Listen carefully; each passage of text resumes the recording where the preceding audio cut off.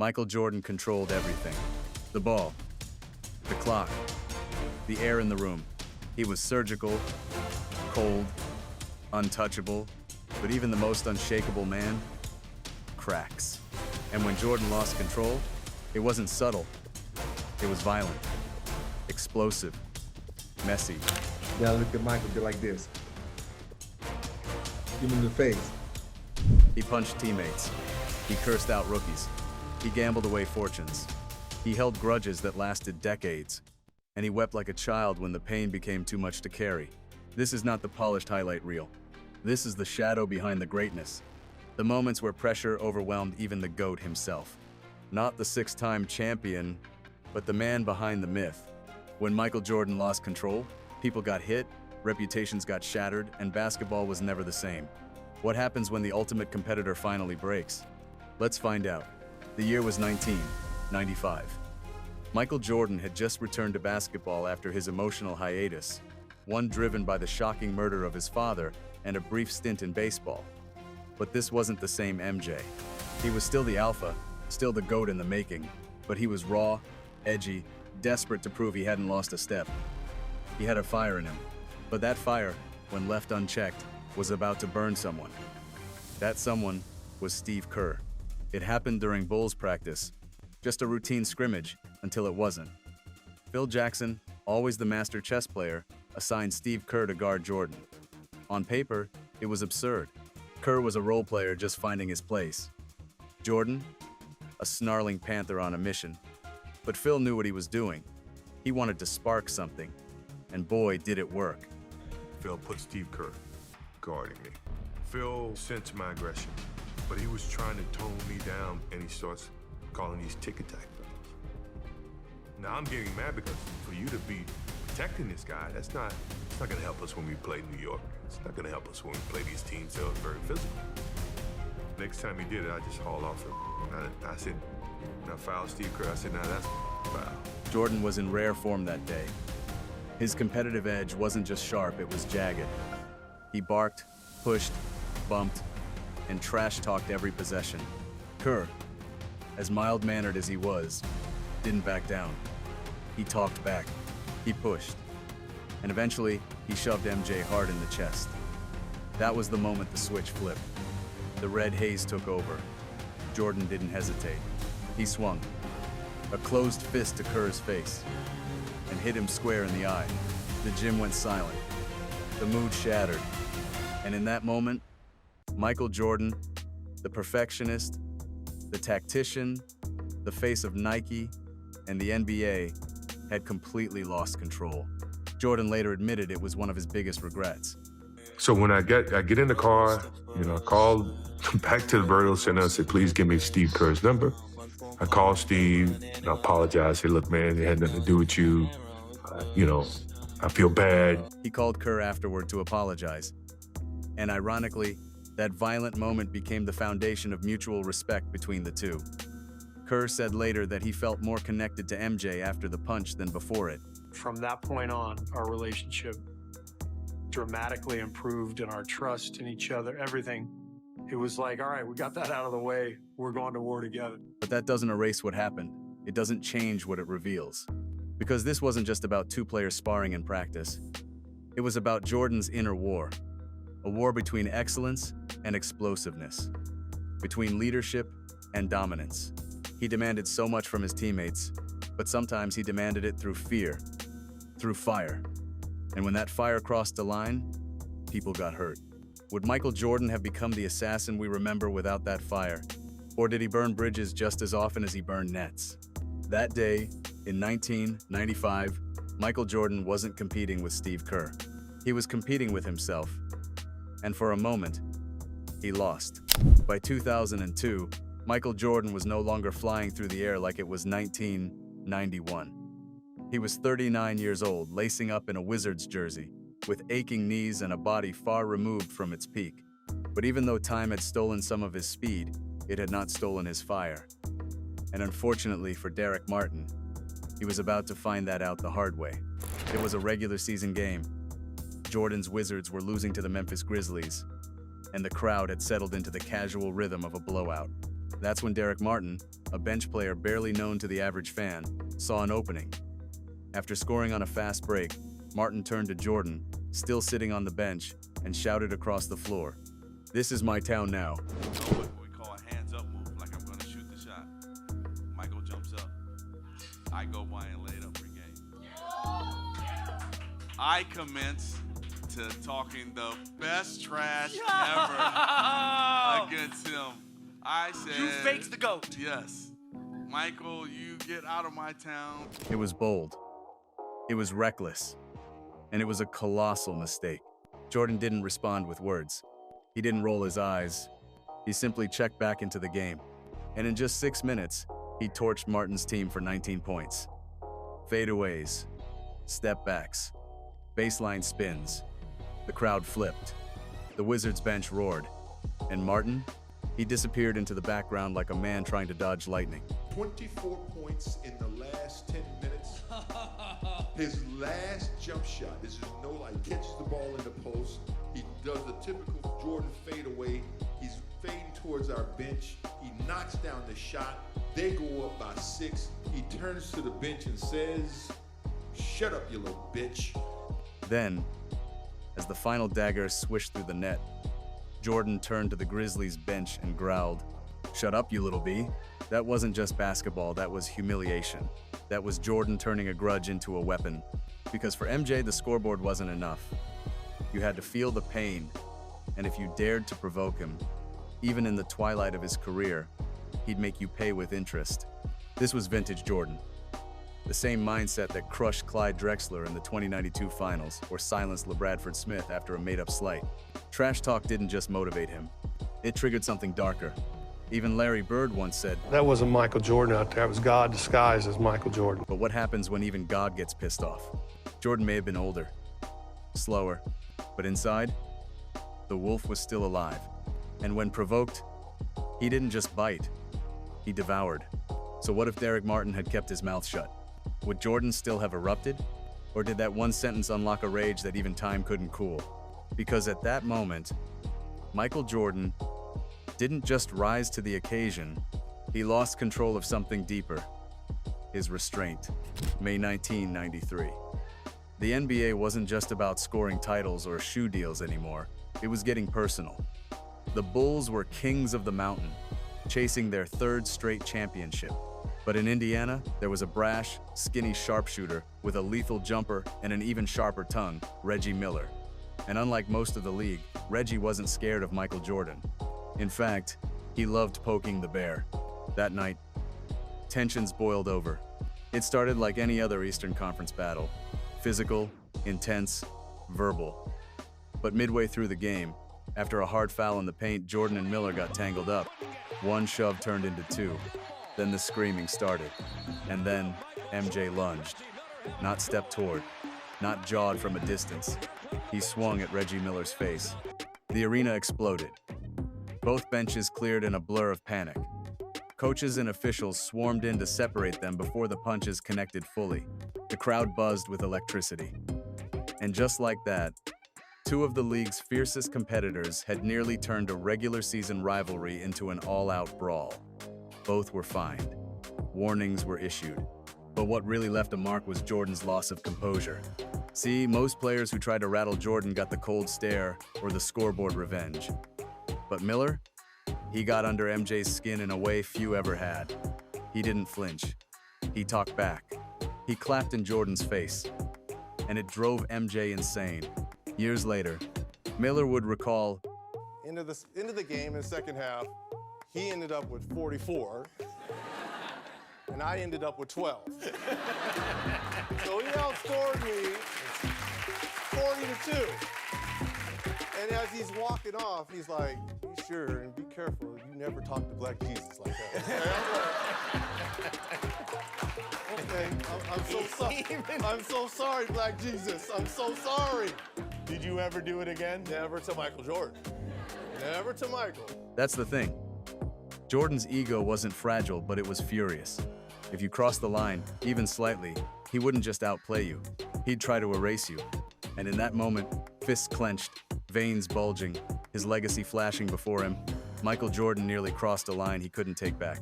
He wasn't in control of the moment. The moment had him. So what really triggered MJ that night? Was it Reggie's mouth? Or was it the fear, deep down, that someone out there wasn't afraid of him? Because when Michael Jordan felt challenged on a personal level, he didn't back up. He blacked out. And for one unforgettable night in Indianapolis, even the god of basketball nearly let it all fall apart. By 1991, the Chicago Bulls were ready.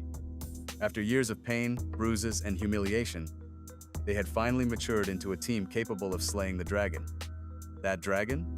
The Detroit Pistons, the two-time NBA champions known as the Bad Boys, infamous for their bruising, no layups allowed defense. They were Michael Jordan's personal tormentors, a wall he couldn't climb in 2088, 2089, or 2090. But now, in the Eastern Conference Finals of 2091, the wall crumbled. The Bulls didn't just beat Detroit, they swept them, 4-0.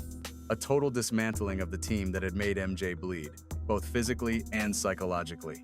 And with just under 8 seconds left on the clock in Game 4, something happened that no one could forget. Isaiah Thomas, Bill Laimbeer, and several Pistons players walked off the court early without shaking hands. No acknowledgement, no congratulations, no respect. Just a cold, silent exit down the tunnel. For Michael Jordan, this wasn't just a slight, it was a dagger to the soul.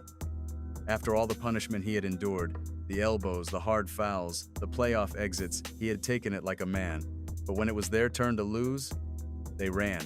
And that moment stayed with him. Jordan has said time and again that he never forgot what happened.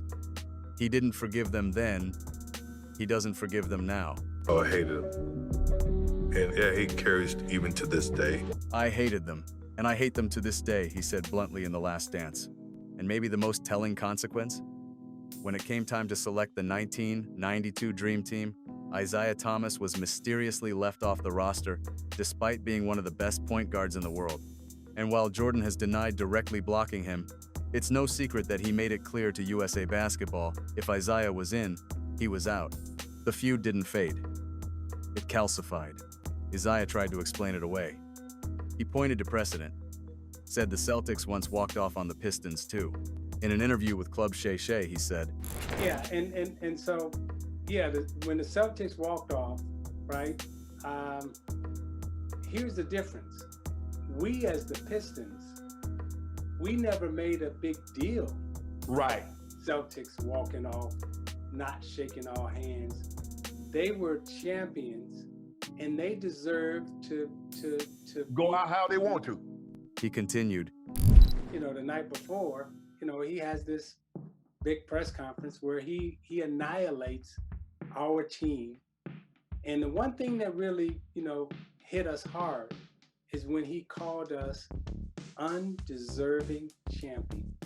So, you know, when we walked off and Laimbeer said, I'm not shaking their hands. And this is how we rode. We rode as a team. We rode as a team. You know, it's one for all for one. But Jordan wasn't interested in excuses. Yeah, you can show me anything you want. There's no way you can convince me he wasn't the asshole. He believed the game was about honor, and Detroit had none. So did Jordan lose control at that moment? Not visibly, not with a punch or a shove, but emotionally? Yes. He never let go of that night. Never let Detroit off the hook. It became a wound he wore like armor, a grudge that outlived the rivalry itself. Because when Michael Jordan doesn't get the respect he's earned, he doesn't just move on. He will be remembered forever. By 1993, Michael Jordan wasn't just a basketball player, he was a corporate juggernaut. He was Air Jordan, the face of Nike, the face of the NBA. He was the model son, the perfect pitchman, the unreachable standard, and then the mask cracked. It started as whispers during the 1991 playoffs. Jordan had been seen in Atlantic City, gambling late into the night, just hours before facing the New York Knicks in a crucial playoff game. He was still in his uniform, still sweating from the game, still chasing adrenaline, but instead of winding down, he walked into the casino like he walked onto the court. Competitive, intense, and unwilling to lose. Then came the receipts. And that wasn't a rumor, that was Jordan's own admission. But this wasn't just about money. Michael could afford to lose that. This was about image. The golden boy, Mr. Clean, the NBA's spotless ambassador, suddenly looked more like a degenerate gambler than a global role model. Newspapers exploded with speculation. Television networks began asking the unthinkable. Was the greatest player of all time spiraling behind the scenes? Jordan defended himself, saying he was just ultra-competitive, that if he lost money, he paid it off and moved on. He swore he never touched betting lines on NBA games. Commissioner David Stern launched an internal investigation and ultimately cleared him. But the damage was already done. The media now had an angle. Jordan had a dark side. I just felt that it was unfair that I was being considered a criminal for doing something that is not illegal. Gambling is legal, and betting is legal. For what I bet, yeah, it's a little bit more than I wanted to lose. I mean, I didn't bet to lose, but I lost it, and I paid off all my debts. I didn't want to go to NBC or anyone else and let them know, hey, I lost $500,000. I'm going to pay it this, I'm going to pay it that way. You know, I thought I was taking care of what my responsibilities were, and I lost. My family's not starving. My wife, if I had a problem, would have left me, or certainly would have came to me and said, hey, seek help. My family, my mother and father, who we are close-knit people. And they have monitored me from when I was a kid, when I was born, up until where I am now. And if I ever had a problem, they never had a problem telling me that I had a problem. And then, the unthinkable happened. In the 19th of July, '93, James Jordan, Michael's father, was murdered in a roadside robbery in North Carolina. 2 teenagers shot him while he slept in his car. The tragedy shook the nation. But for Jordan, it was a personal collapse. His father was his guiding light, his foundation, his best friend. The timing couldn't have been worse or more suspicious. Just weeks after the height of the gambling scandal. Now this? Rumors exploded.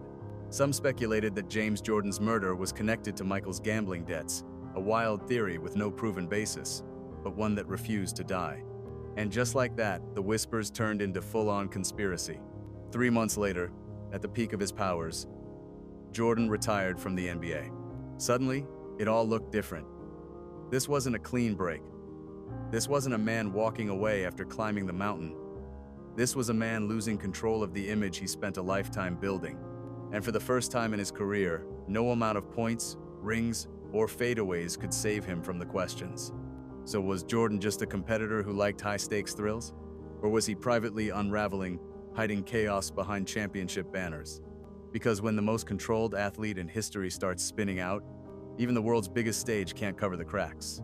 June 6, 1986. Michael Jordan had just done what only legends do, returned from retirement, dragged his team back to the top, and won his 4th NBA championship. But there was no signature fist pump, no mid-air leap, no celebratory scream. Instead, cameras followed him as he walked off the court, head down, breathing heavily, and disappeared into the locker room. Moments later, he collapsed on the floor, clutching the game ball, and sobbed uncontrollably. Loud, broken, raw. That date wasn't just any night in NBA history. It was Father's Day. And for the first time in his life, Michael Jordan's father, James Jordan Sr., wasn't there to see it. 3 years earlier, in the 19th of July, '93, James had been murdered in North Carolina. The story was brutal and senseless. James had pulled over on the side of the road to rest. 2 teenagers approached, intent on robbery. They shot him, dumped his body in a swamp. And just like that, Jordan's anchor, his guiding voice, his best friend, was gone. James Jordan had been there for every step of Michael's rise. He was at every finals, every All-Star weekend. He was the man MJ pointed to in the stands after every game winner, the one who whispered wisdom in his ear when the pressure got too loud. When Jordan retired the first time, it was in part to grieve. When he played baseball, it was to honor his father's dream. But on that June night in 1996, after hitting clutch shots, carrying the Bulls past Seattle, and winning Finals MVP again, there was no one to embrace. No one was waiting near the tunnel with open arms. Jordan let go. Not just of the emotions, but of the myth. The cameras, always chasing the image of perfection, caught something different that night. A man broken open by love, by loss, by time. At that moment, Michael Jordan wasn't the global icon. He wasn't the cold-blooded killer on the court. He wasn't the GOAT. He was just a son, missing his father. So often, we associate losing control with rage, with fists, with fire, with shouting. But sometimes, the deepest loss of control is grief.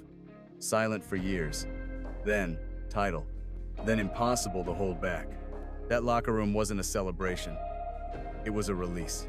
Because for Michael Jordan, winning was always personal. But on Father's Day, 1996, it became spiritual. And when the final buzzer sounded, the man who had mastered pressure finally let it break him. Jordan later reflected, It was a very difficult moment for me, and somehow I just kept my head high and look at the good of it, you know, the time that we used to spend and the education that he gave me, and I thought about all the things that he used to tell me, just turn a negative into a positive, and here I was dealing with him in that way. It was tough. In 2010, Michael Jordan made history, again. This time, not with a fadeaway jumper, but with a pen. He became the first former player to become a majority owner of an NBA team, the Charlotte Bobcats. To fans, it seemed poetic. The greatest of all time, now running a franchise, bringing the legendary Jordan mentality, the killer instinct, the championship drive to a struggling organization. But instead of championships, it brought chaos. From the start, something felt off. Jordan approached team ownership like he was still on the court, demanding excellence, micromanaging decisions, and expecting everyone in the room to meet his impossible standards. He leaned on loyalty instead of logic, surrounded himself with yes men instead of experienced execs, and it showed. In 2012, under his leadership, the Bobcats finished with a .759 record, the worst full-season winning percentage in NBA history. That's not just bad, that's historically catastrophic, and it didn't stop there. Jordan's fingerprints were all over a string of questionable draft picks, including Adam Morrison, Michael Kidd-Gilchrist, and Frank Kaminsky, players chosen over future stars like Damian Lillard or Bradley Beal. Where was the flaw? It wasn't in passion, it was in control. Jordan couldn't detach.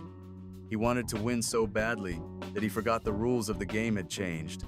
Owning a franchise isn't about dominance. It's about delegation, vision, and patience. 3 things the on-court MJ never had to master. And so, year after year, Charlotte floundered. Finally, in 2023, Jordan sold the team for $3 billion. A financial win? Absolutely. But a basketball triumph? Not even close. Because when the greatest of all time tried to lead from the owner's box, he found himself playing a game he couldn't win. In 2020, the world sat down to relive greatness. The Last Dance, a 10-part docu-series about the rise and reign of the 1,992nd Chicago Bulls, captivated millions. It was slick, powerful, emotional, and centered almost entirely on Michael Jordan. It wasn't just a documentary, it was a coronation. The world saw the killer instinct, the clutch shots, the locker room fire, but while the spotlight was burning bright on MJ, Scottie Pippen, his co-star, his wingman, the man who made the triangle work, was watching from the shadows. And what he saw cut deep. Pippen didn't just feel sidelined, he felt exploited. It wasn't a documentary, he said later. It was a Jordan commercial. He wasn't wrong. Jordan had final editorial control. He approved the storylines. He reportedly earned $10 million from the series. Meanwhile, the teammates who sacrificed alongside him, Pippen included, weren't paid a dime. And as the series aired week after week, old wounds reopened. The contract disputes, the sit-out during the 2094 playoffs, the implication that Scottie cracked under pressure. It wasn't just the past being remembered, it was being redefined. Pippen, who had spent his prime on a 7-year, $18 million contract, while Jordan cashed $33 million in a single season, had always taken the quieter road. But now, decades later, he spoke up. In his memoir Unguarded, he didn't hold back, calling Jordan condescending and accusing him of glorifying himself while never giving teammates the credit they deserved. There were whispers, too, about locker room gambling tensions, about Jordan's competitiveness turning hostile. But more than anything, it was about legacy. Pippen had helped build it, and now he felt erased from it. Their friendship, once forged in fire, parades, and banners, never recovered. So the question becomes, when does control stop being power and start becoming alienation? Because for Jordan, the last dance was the final word. But for Pippen, it was a reminder that sometimes control comes at the cost of brotherhood. Michael Jordan is more than a player. He's a symbol, a legacy, a religion in sneakers. He gave us greatness we could measure in rings, stats, posters, and memories. But what made him unforgettable were the moments he lost control. Because those moments, the punch to Steve Kerr, the explosion against Reggie Miller, the walk-off grudge with the Pistons, the tears on Father's Day, the failed ownership, the fallout with Pippen, they didn't break the myth. They revealed the man, and that man was vulnerable. Flawed, emotional, humans. We often idolize greatness as something cold, distant, perfect. But the truth is, Michael Jordan's story isn't one of perfection. It's one of pressure, of fire, of obsession, of heartbreak, and the cost of holding on to the crown when the weight becomes unbearable. Jordan is the greatest ever, Charles Barkley once said. But it doesn't mean he was perfect. And maybe that's what makes him the greatest. Because it's not that he never lost control. It's that he did. Publicly, painfully, repeatedly, and still kept coming. Still won, still inspired, still became a legend. Even gods break, but it's what they do after that makes them immortal. If you like this video, don't forget to press the subscribe button and ring the bell to not miss the latest videos from Amazing Hoops. Please leave your comments and suggestions below in the comments section, and don't forget to share this video with your friends. This action also motivates us to try harder. Have a nice day.